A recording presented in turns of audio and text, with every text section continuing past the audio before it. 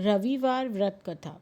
एक बुढ़िया का नियम था कि वह प्रति रविवार को सवेरे ही स्नान आदि कर घर को गोबर से लीप कर तब भोजन तैयार कर भगवान को भोग लगा स्वयं भोजन करती थी।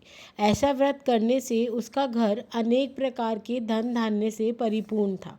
श्रीहरि की कृपा से घर में किसी प्रकार का विघ्न या दुख अथवा कष्ट नहीं था। सब प्रकार से घर में आनंद रहता था। इस तरह कुछ दिन बीत जाने पर उसकी एक पड़ोसन, जिसकी गाय का गोबर वह बुढ़िया लाया करती थी, विचार करने लगी कि वह वृद्धा हमेशा मेरी गाय का गोबर ले जाती है, इसलिए अपनी गाय को घर के भीतर बांधने लगी। बुढ़िया को गोबर ना मिलने से रविवार के दिन अपने घर को ना लीप सकी, इसलिए उसने ना तो भोजन बनाया और ना ही भगवान को भोग लगाया और स्वयं भी भोजन नहीं किया। इस प्रकार उसने निराहार व्रत किया। रात्रि हो गई और वह भूखी ही सो गई। रात्रि में भगवान ने उसे स्वप्न में दर्शन दिए और भोजन ना बनाने तथा भोग ना लगाने का कारण पूछा। वृद्धा ने गोबर ना मिलने के कारण सुनाया।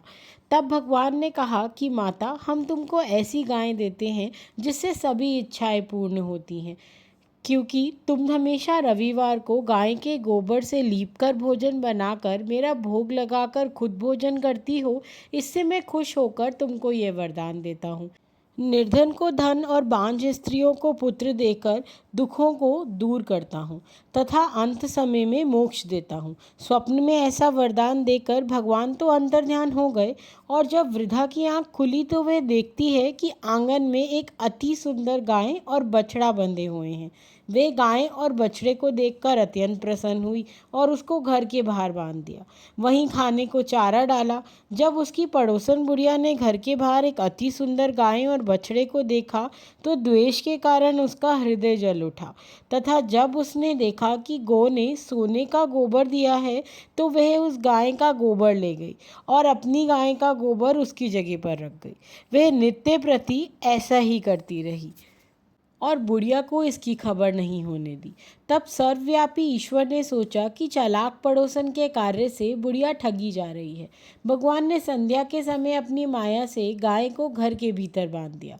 प्रातःकाल उठकर जब वृद्धा ने देखा कि गाय ने सोने का गोबर दिया है तो उसके आश्चर्य की सीमा ना रही।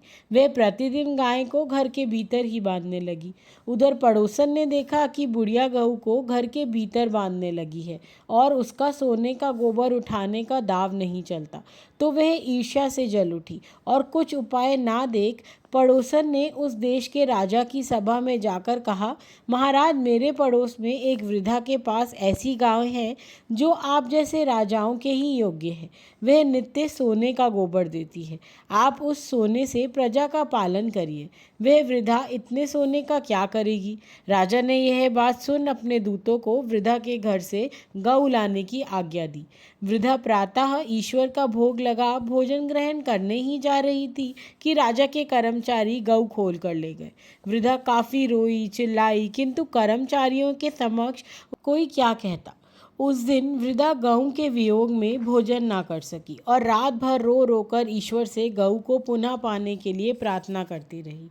उधर राजा गऊ को देखकर बहुत प्रसन्न हुआ, लेकिन सुबह जैसे ही वह उठा सारा महल गोबर से भरा दिखाई देने लगा। राजा यह देखकर घबरा गया। भगवान ने रात्रि में राजा को स्वप्न में कहा कि राजा, गाय वृद्धा को लौटाने में ही तेरा भला है। उसके रविवार के व्रत से प्रसन्न होकर मैंने उसे गाय दी थी। प्रातःकाल होते ही राजा ने वृद्धा को बुलाकर बहुत से धन के साथ सम्मान सहित गऊ और बछड़ा लौटा दिया। उसकी पड़ोसन दुष्ट बुढ़िया को बुलाकर उचित दंड दिया। इतना करने के बाद राजा के महल से गंदगी दूर हुई। उसी दिन से राजा ने नगर निवासियों को आदेश दिया कि राज्य की तथा अपनी समस्त मनोकामनाओं की पूर्ति के लिए रविवार का व्रत करो।